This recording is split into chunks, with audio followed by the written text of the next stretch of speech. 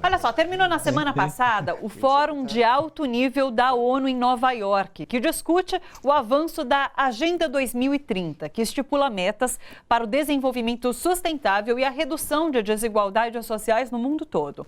Essa foi a 4ª edição do Fórum e, apesar do Brasil ter participado ativamente da criação dessa agenda em 2015, esse ano o governo decidiu não participar do evento da ONU. Quem esteve lá foi o Jorge Abraão, coordenador-geral do programa Cidades Sustentáveis da Rede Nossa São Paulo. E é com ele que a gente conversa agora para saber sobre as principais discussões travadas lá no fórum. Oi, Jorge, boa tarde, tudo bom? Boa tarde, Thalita, você e todas e todos os telespectadores. Quero que você conte um pouco para a gente, então, como foi esse evento lá em Nova York, na ONU. Por que o Brasil decidiu não participar? Explica para a gente. Pois é, Thalita, talvez valesse a pena para os nossos telespectadores só falar da importância, digamos assim, dessa Agenda 2030 e o que ela significa.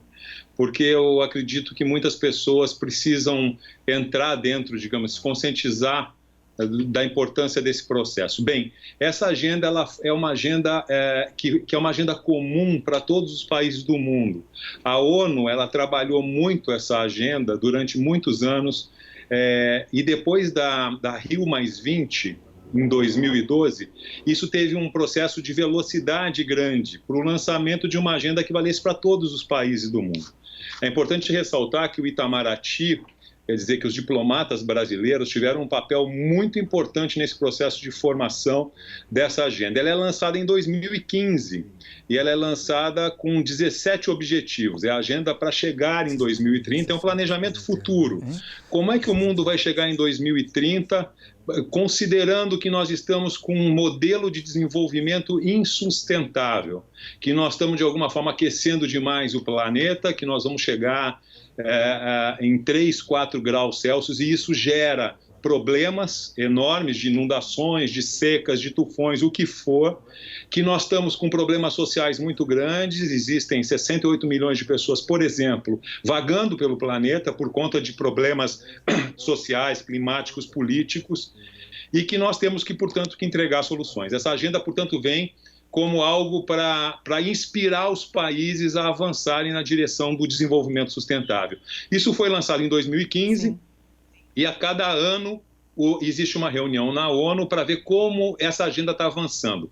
A reunião desse ano, de 2019, fecha o primeiro ciclo de 4 anos e esse fórum ele era mais importante porque vai se levar uma mensagem aos presidentes na Assembleia Geral da ONU agora em setembro. Então, o que se fala para os presidentes do andamento dessa Agenda 2030. Então, foi um pouco esse o contexto dessa reunião e lá se pôde observar como as questões estão avançando. E aí inicia isso que você colocou, não é, Thalita? E eu fecho só essa primeira intervenção dizendo assim, de uma maneira geral, a agenda avança, mas numa velocidade muito menor do que é necessária e numa escala muito menor do que é esse desafio. Do jeito que ela está andando atualmente, nós não conseguiremos, na verdade, avançar e chegar em 2030 com essas metas, porque as metas são muito interessantes. Por exemplo, nós temos que acabar com a pobreza até 2030.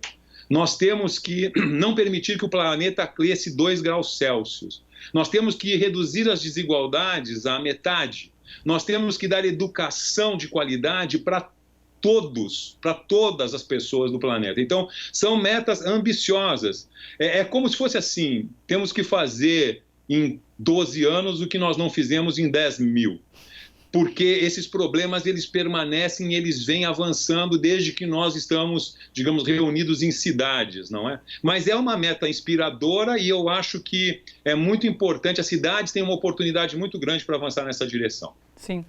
Eu acho preocupante nesse momento, de fato, porque Por conta desse governo mesmo, porque você falou sobre essa meta do aumento de graus, né, que não pode aumentar 2 graus, mas a gente tem um governo que não acredita em aquecimento global, por exemplo. Eu sei que teve um ponto que foi discutido, inclusive, que é em relação à valorização dos professores. Eu ouvi você falando, inclusive, sobre essa questão, que se falou muito sobre a necessidade de valorizar a profissão do professor, o trabalho do professor.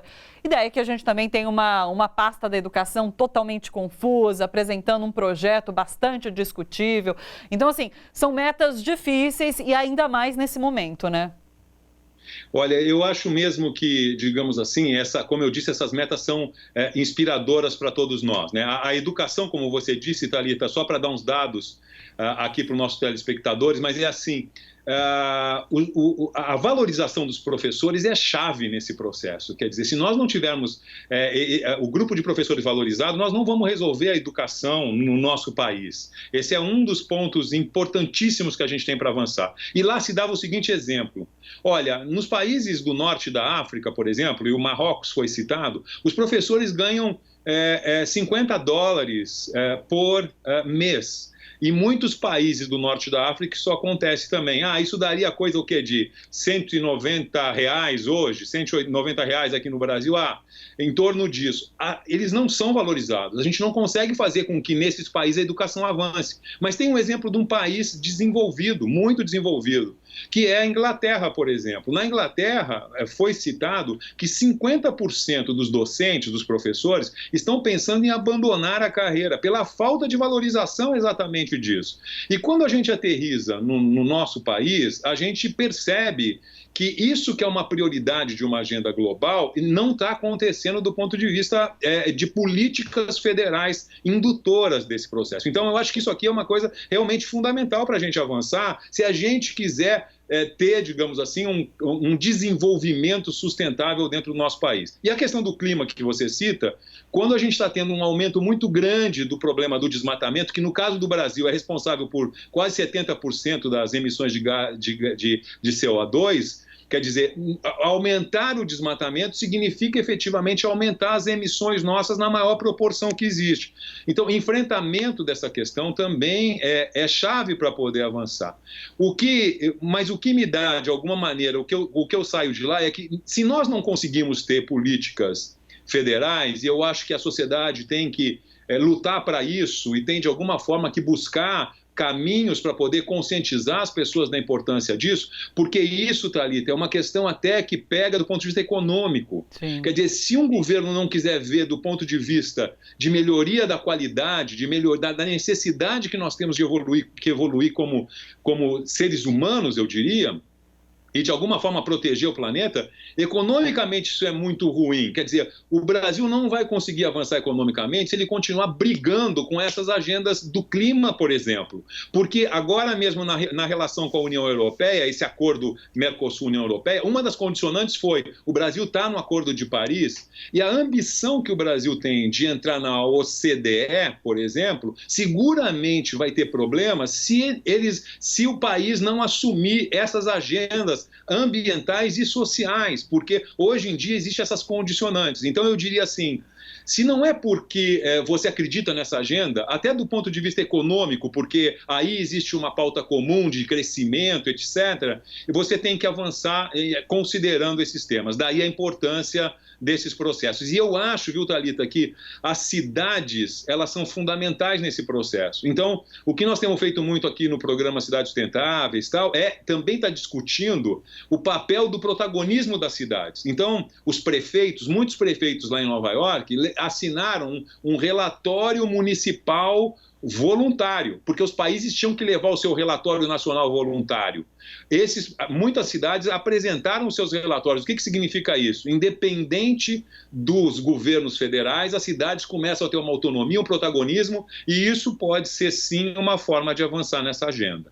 Olha só, você que curte a TVT e quer contribuir com a gente para que a nossa programação chegue cada vez mais longe, se inscreva no nosso canal do YouTube /Rede TVT e torne-se membro.